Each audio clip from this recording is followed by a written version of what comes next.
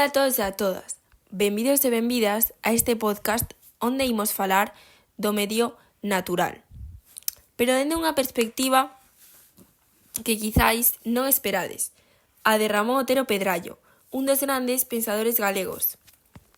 Quedade, porque hoxe imos escoitar o que o bosque nos conta e o que nos quería contar Otero hai xa case un século. Imaginade un home paseando polos camiños de Galicia, cun caderno na man, escribindo sobre os montes, as aldeas, as pedras, o ceo. Ese era Otero Pedrallo. Mentres Europa se modernizaba a toda velocidade, el detíñase a observar unha árbore ou unha fonte esquecida. Non era só un intelectual, era un defensor da paisaxe, da natureza e de todo o que forma parte da nosa identidade como pobo. E sabedes que? Xa falaba de cousas que agora nos preocupan a todos. O impacto humano sobre a terra, a perda de biodiversidade, o abandono do rural. Otero Pedrallo non vía a natureza como algo separado de nós, senón como unha parte viva da cultura galega. Un carballo non era só unha árbore, senón un símbolo de resistencia. Un sendeiro no monte non era só un camiño, era unha historia, unha memoria compartida. Cando escribía sobre a terra chá ou os Ancares, facíao como quen describe a alma de unha persoa. Dicía que non hai historia sen xeografía, e tiña toda a razón.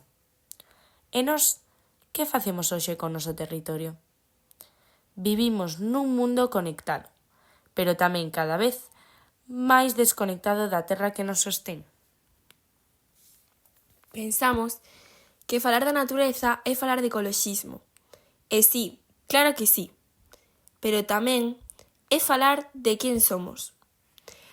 Porque cando se queiman os nosos montes, queiman tamén as nosas raíces.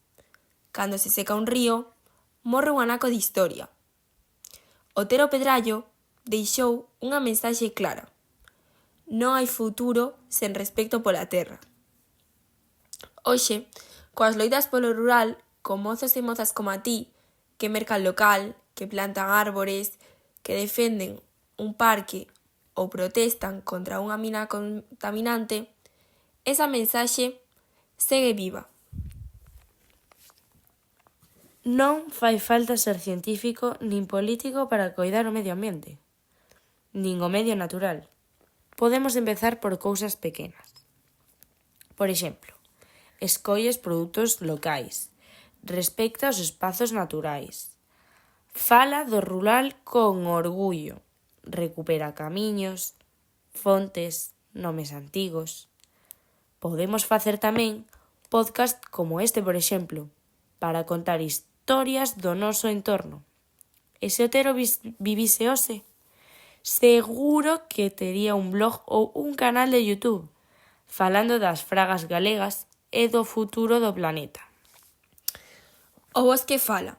Falan as pedras, fala o vento, que move as follas dun carballo bello. Otero Pedrallo ensinounos a escoitar. Oxalá, nós, como a el, poidamos escribir unha historia onde a natureza e a cultura non sexan dúas cousas distintas, senón unha mesma, onde o futuro sexa verde e tamén galego. Moitas gracias por escutar. E lembra, a terra non é só onde pisamos. E tamén, quenes somos.